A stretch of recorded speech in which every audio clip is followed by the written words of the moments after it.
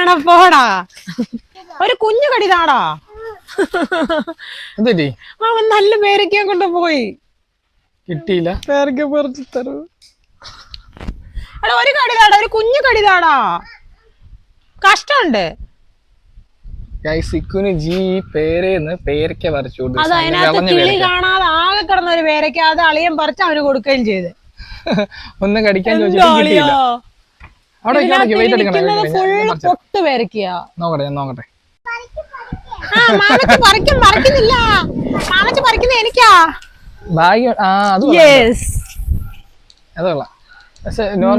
അയ്യോ ചെറുതാ, പക്ഷേ കൊഴപ്പില്ല. വിളഞ്ഞ പേരയ്ക്ക, വിളഞ്ഞ പേരയ്ക്ക.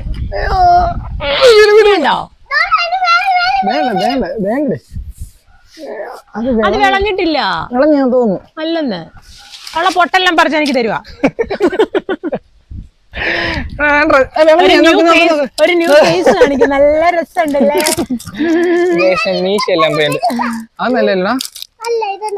എടാ ഇപ്പൊ മാമച്ചി ആരെപ്പോലെ അവിടെ ഇരിക്കുന്നേ? മാമച്ചി ഇപ്പൊ ആരെപ്പോലെ ഇരിക്കുന്നേ? ആരെപ്പോലെ? അവൻ കേക്കണ്ട, നിന്നെ കൊല്ലും അവൻ. ചുമന്ന് കിടക്കുന്ന പേരൊക്കെ ഉണ്ട്, പക്ഷെ അത് കിളി കൊത്തിയിട്ടേക്കുവാ. ഈ അറ്റത്തിരിക്കുന്നതേ അതാ പോയി.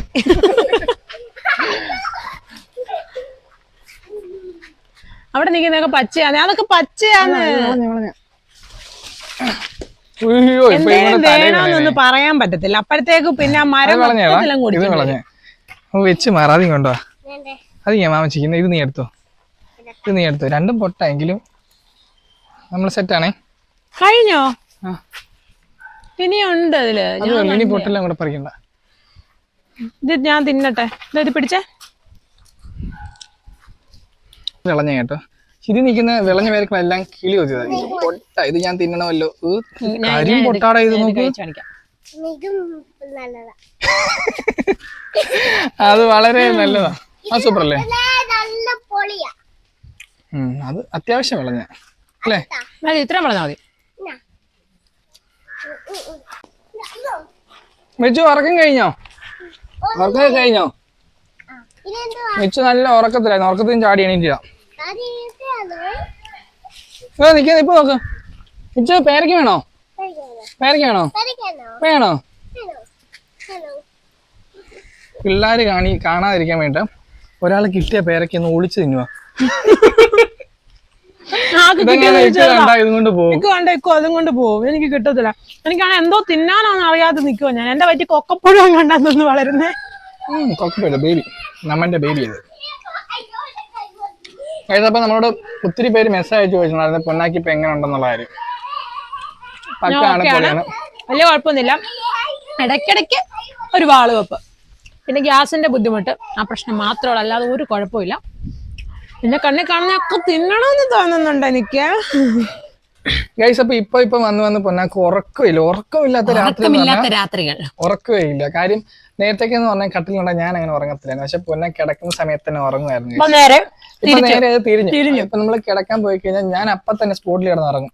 പൊന്നെ ഇങ്ങനെ രാവിലെ വരെ ഇങ്ങനെ 2:30 3:30 ഒക്കെ ഇങ്ങനെ നടക്കുക. 8:30 ശേഷമാണ് ഇവള് ശരിക്കും മനം കിടന്ന് ഉറങ്ങുന്നേ.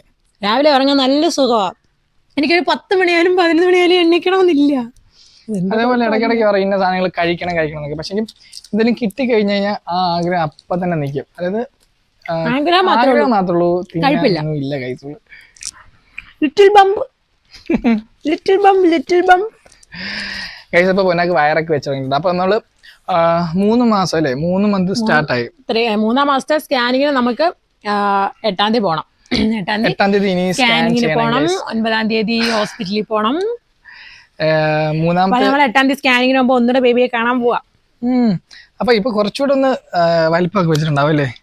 ഏകദേശം എന്തെങ്കിലുമൊക്കെ ആയിട്ടുണ്ടാവും. ത്രില്ലിങ്ങിനാണ് കാര്യം, നമുക്കൊന്നും അറിയത്തില്ലല്ലോ, ഫസ്റ്റ് ടൈം ആണ്. ഈ 8-ാം തീയതി പോയിട്ട് സ്കാൻ ചെയ്തിട്ട് അതിന്റെ റിപ്പോർട്ടായിട്ട് വേണം നമുക്ക് ഇനി ഡോക്ടറെ കൊണ്ട് കാണിക്കാൻ.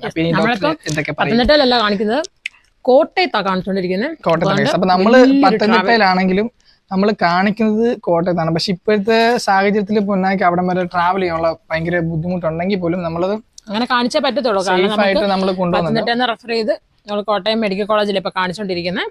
നമുക്ക് നമ്മുടെ ഇവിടുത്തെ ഹോസ്പിറ്റലിൽ കാണിക്കാൻ പറ്റത്തില്ല കേസ്. കുറച്ച് ഗവൺമെന്റ് ഹോസ്പിറ്റൽ കേട്ടോ, പ്രൈവറ്റ് ഉണ്ട്, പ്രൈവറ്റ് ഇല്ല എന്നല്ല, ഗവൺമെന്റ് ഹോസ്പിറ്റൽ നമ്മൾ കാണിക്കുന്നത്. ഇവിടെ അതിനുള്ള ഫെസിലിറ്റീസും കാര്യങ്ങളൊന്നും ഇല്ല. അപ്പം ഒരു നോർമൽ ഒരു പ്രസവം അല്ലെങ്കിൽ നോർമൽ ഒരു പ്രഗ്നൻസി അല്ല, കുറച്ച് കോംപ്ലിക്കേഷൻ ഉള്ള ഒരു പ്രഗ്നൻസി ആണ്. ഡീറ്റെയിൽ ആയിട്ട് പിന്നെ കൂടുതൽ കാര്യങ്ങൾ പറയണം എന്നാണ് ആഗ്രഹം. അതുകൊണ്ട് ടെൻഷനും ഉണ്ട്, എല്ലാം ഉണ്ട് കേസ്. വേറെ ഒന്നുമല്ല, ഇപ്പൊ കേട്ടോണ്ടിരിക്കുന്നവർക്കായാലും വേറെ എന്താണ് എന്നൊരു ഇത് വരണ്ട. ഫൈബ്രോയിഡ് ആണ്, യൂട്രസിനുള്ളിൽ ഫൈബ്രോയിഡ് ഉണ്ട്. ആ ഫൈബ്രോയിഡ് ഇഷ്യൂ ആണ്. അപ്പൊ ആ ഫൈബ്രോയിഡ് ഫസ്റ്റ് ഉണ്ടായിരുന്നതിനേക്കാൾ ഇപ്പം വളർന്നുകൊണ്ടിരിക്കുക. അപ്പൊ ആ ഒരു കോംപ്ലിക്കേഷൻ ഉണ്ട്. അപ്പം അതുകൊണ്ട് തന്നെ പത്തനംതിട്ടയിൽ നിന്ന് ഗവൺമെന്റ് ഹോസ്പിറ്റലിൽ നിന്ന് റെഫർ ചെയ്ത് എഴുതി തന്നതാണ് കോട്ടയം മെഡിക്കൽ കോളേജിലേക്ക്. നമ്മൾ കോട്ടയം മെഡിക്കൽ കോളേജിൽ ഇപ്പൊ കാണിച്ചോണ്ടിരിക്കുന്നത്. ഒരു വട്ടം പോയി അല്ലേ? നമ്മള് ഫസ്റ്റ് സ്കാൻ കഴിഞ്ഞിട്ട് ഇവിടെ കൊണ്ട് കാണിച്ചപ്പോ അവിടെ അതിനുള്ള ഫെസിലിറ്റീസും കാര്യങ്ങളൊന്നും ഇല്ലാത്ത നമ്മൾ റെഫർ ചെയ്തിട്ടുണ്ടായിരുന്നു കോട്ടയം മെഡിക്കൽ കോളേജിൽ. അപ്പൊ അങ്ങനെ നമ്മൾ ഫസ്റ്റ് ടൈം അവിടെ കൊണ്ട് കാണിച്ചപ്പോ അവിടുത്തെ ഡോക്ടർമാരൊക്കെ പൊളിയാണ് കേട്ടോ. സൂപ്പറാണ്, നല്ല ഫ്രണ്ട്ലി ടോക്ക് ആണ് എല്ലാം. ഇവിടെന്ന് പറഞ്ഞു കഴിഞ്ഞാൽ നമ്മൾ പോയിട്ട് വന്നപ്പോഴത്തേക്കും എനിക്ക് ഭയങ്കര ടെൻഷനായിരുന്നു. പുറത്ത് പറയുന്ന ടെൻഷൻ കുറച്ചും അതിനിപ്പുറത്തെ ഒരു സൈഡിലേക്ക് പുറത്ത് പറയാത്ത ഭയങ്കര വലിയ കുന്നുകൂടിയ ടെൻഷനായിരുന്നു. ഫസ്റ്റ് ടൈം ആണ് അതിന്റെ കൂട്ടത്തിൽ ഇങ്ങനെ ഒരു കോംപ്ലിക്കൻസി അറിഞ്ഞു. അത് ഈ പ്രഗ്നന്റ് ആയി എന്നറിഞ്ഞ ആ സമയത്ത്, ആ ഒരു സമയത്തിനടുത്ത് തന്നെയാണ് നമ്മൾ ഈ ഒരു കോംപ്ലിക്കേഷൻ അറിയുന്നത്. അപ്പോൾ അതിന് വേറെ ട്രീറ്റ്മെൻറ്റോ കാര്യങ്ങളോ ഒന്നും ഇപ്പോൾ ഉടനെ ചെയ്യാനായിട്ട് പറ്റത്തില്ല. അപ്പോൾ എല്ലാവരും പ്രാർത്ഥിക്കണം, ഒരു കുഴപ്പമില്ലാതെ നമ്മുടെ ബേബി സേഫ് ആയിട്ട് വരാൻ. വേറെ പ്രശ്നങ്ങളും കാര്യങ്ങളൊന്നുമില്ല. പിന്നെ ഡോക്ടർ അങ്ങനെ കോംപ്ലിക്കേറ്റഡ് കാര്യങ്ങളൊക്കെ പറഞ്ഞപ്പോൾ തന്നെ വീട്ടിൽ എല്ലാവരും ഒന്ന് ടെൻഷൻ അടിച്ചായിരുന്നു. പക്ഷെ ഇപ്പൊ നമ്മളെല്ലാവരും നല്ല ഓക്കെയാണ്. ടെൻഷൻ അടിച്ച് ഇരുന്ന് പോയി കഴിഞ്ഞാൽ നമ്മൾ അങ്ങനെ ഇരുന്ന് പോയേ ചെയ്യത്തുള്ളൂ. നമ്മളോട് ഇതൊക്കെ അറിഞ്ഞിട്ട് ഒത്തിരി പേര് നമ്മളോട് ചോദിച്ചിട്ടുണ്ടായിരുന്നു. പ്രത്യേകിച്ച് പറഞ്ഞ കാര്യം അത് തന്നെയാണ്, ഒട്ടും ടെൻഷൻ ആകരുത് എന്നാ പറഞ്ഞത്. അപ്പൊ അതുകൊണ്ട് മാക്സിമം മനസ്സിനെ ഇങ്ങനെ പിടിച്ചു നിർത്താൻ നോക്കുന്നു. ഒന്നാമതേ ഞാൻ ഓവർ ടെൻഷനും ഓവർ തിങ്കിങ്ങും ഒക്കെ ഉള്ള ഒരാളാണ്. അപ്പൊ അതിൽ നിന്നൊക്കെ ചെറിയ രീതിക്ക് മാനേജ് ചെയ്തു. ഓവർ തിങ്കിങ്ങിന് മാറ്റമൊന്നും സംഭവിച്ചിട്ടില്ല, പക്ഷെ ടെൻഷൻ ഒരു ഇച്ചിരി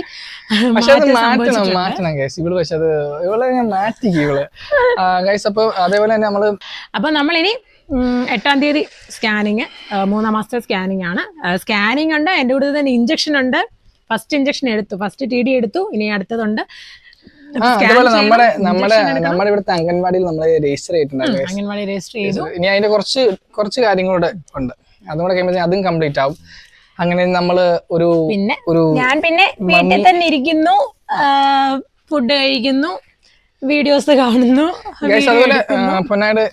ഇവിടെ അമ്മ ആണെങ്കിൽ ഒരു ജോലിയും ചെയ്യാൻ സമ്മതിക്കില്ല, ഒരൊറ്റ ജോലി ചെയ്യാൻ സമ്മതിക്കത്തില്ല. എനിക്കാണെങ്കിൽ വെറുതെ ഇരിക്കാൻ ഒട്ടും ഇഷ്ടമല്ലാത്ത ഒരാളാണ്.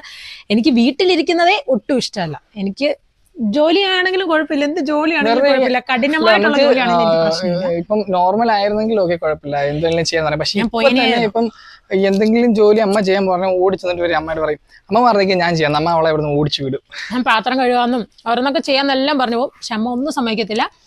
ഞാൻ എവിടെങ്കിലും പോയി ഇരിക്കാനാ പറയുന്നത്. കുറെ പേര് മെസ്സേജ് അയച്ചും വിളിച്ചപ്പോഴൊക്കെ ചോദിച്ചിട്ടുണ്ടായിരുന്നു. അതായത് നമ്മുടെ ഈ ഫൈബ്രോയിഡ് ഉണ്ടെന്നുള്ളത് കേട്ടിട്ട് ചോദിച്ചിട്ടുണ്ടായിരുന്നു. അപ്പൊ അവരോടൊക്കെ ആയിട്ട് പറയാൻ വേണ്ടിയുള്ളത്, വലിയ പ്രശ്നമായിട്ടും കാര്യമായിട്ടും ഒന്നുമില്ല. ഇപ്പൊ നമ്മൾ അങ്ങനെ ആക്കിയിരിക്കുകയാണ്, നമ്മുടെ മൈൻഡിൽ നമ്മൾ അങ്ങനെ സെറ്റ് ചെയ്തിരിക്കുകയാണ്. അപ്പൊ നമ്മൾ ഫസ്റ്റ് ഈ ഫൈബ്രോയിഡ് എന്ന് പറയുന്ന ഇഷ്യൂ അറിയുന്ന സമയത്ത് 5 സെന്റിമീറ്റർ ആയിരുന്നു ഉണ്ടായിരുന്നത്. അതും യൂട്രസിനുള്ളിൽ തന്നെയാണ്. യൂട്രസിനുള്ളിൽ തന്നെ ഫൈബ്രോയിഡ് 5 സെന്റിമീറ്റർ വളർച്ചയായിരുന്നു. ഫസ്റ്റ് നമ്മൾ സ്കാൻ ചെയ്ത് കഴിഞ്ഞപ്പോഴത്തേക്ക് ഈ 5 സെന്റിമീറ്റർ എന്നുള്ളത് 7 സെന്റിമീറ്റർ കടന്നു, 7.2 ആയി. അപ്പൊ ഇത് വളർച്ചയാകുന്നു എന്ന് അറിഞ്ഞപ്പോഴത്തേക്കാണ് കൂടുതലും പേടിയായി തുടങ്ങിയതും. ഇനി വളരാനുള്ള ചാൻസ് ഉണ്ട്, അതിന്റെ വളർച്ച നിൽക്കാനുള്ള ചാൻസും ഉണ്ട്. അപ്പം നമ്മൾ സ്വയമേ പ്രാർത്ഥിക്കുവാണ്, മനസ്സുകൊണ്ട് ആഗ്രഹിക്കുവാണ്.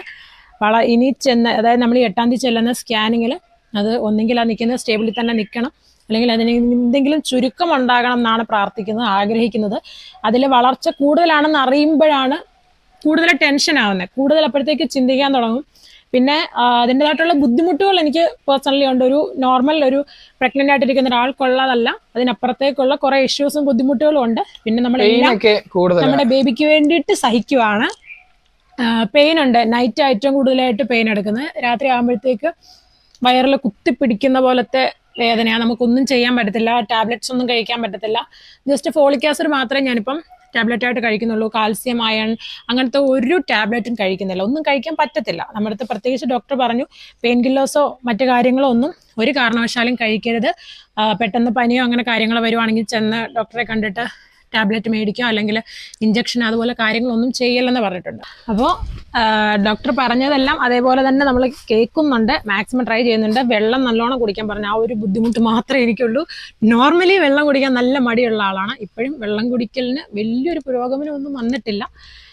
പിന്നെ വെള്ളം കുടിക്കുന്നുണ്ട്, കഞ്ഞിവെള്ളം, നാരങ്ങ വെള്ളം, അല്ലാതെ ചൂടുവെള്ളം, അങ്ങനെ വെള്ളം പലതായി പലപ്പോഴൊക്കെ കുടിക്കുന്നുണ്ട്. പക്ഷേ ഈ നേരത്തെ വെച്ച് നോക്കുമ്പോ ഇപ്പൊ പിന്നെ വെള്ളം കുടി വളരെ കുറവാണ്. വെള്ളം കുടിക്കുമ്പോഴാണ് ഏറ്റവും കൂടുതൽ എനിക്ക് വൊമിറ്റ് ചെയ്യാനായിട്ട് തോന്നുന്നത്. പക്ഷേ വൊമിറ്റിംഗ് എന്ന് പറഞ്ഞാൽ അങ്ങനെ പ്രഗ്നന്റ് ആയിട്ടിരിക്കുന്ന ഒരു വൊമിറ്റ് ചെയ്യുന്നു എന്ന് പറയുന്ന രീതിയിൽ വൊമിറ്റ് ചെയ്യാറില്ല.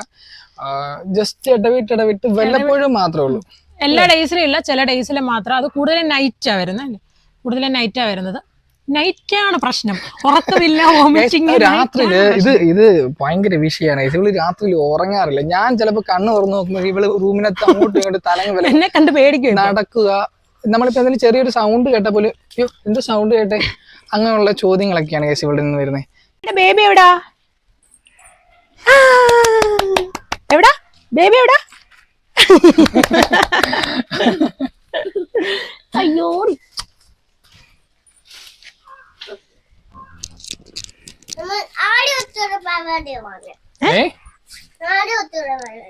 ആദ്യം തൊട്ടുള്ള പരിപാടിയോ?